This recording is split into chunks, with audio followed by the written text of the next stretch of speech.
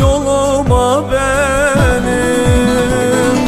Arz eyledim gül bağına varmaya,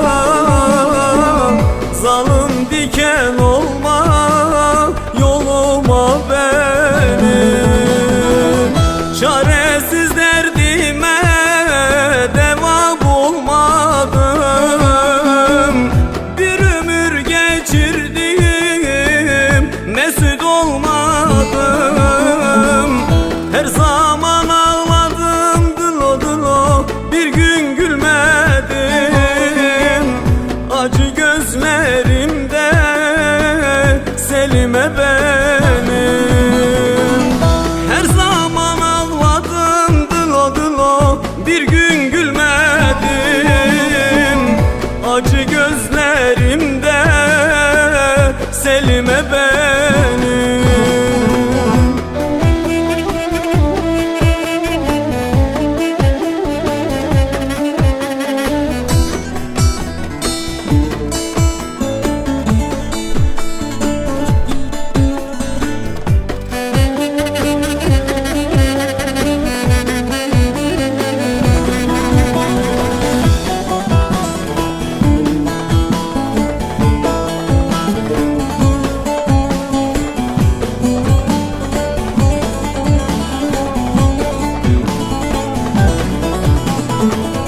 Dertlerden kurtulmaz bu garip başım. Her zaman yanına canım varmak telaşım. Tadı yok soframda ekmeğim aşım. Bir de sen acı katma bu garip halım.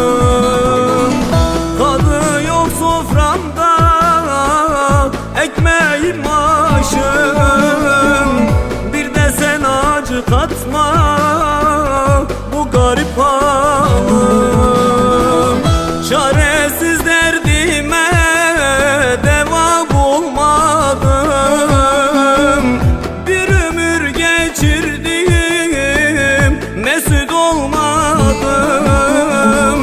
Her zaman ağladım dılo dılo, bir gün gülmedim.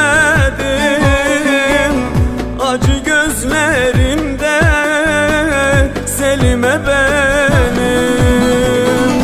Her zaman ağladım dılo dılo, bir gün gülmedim.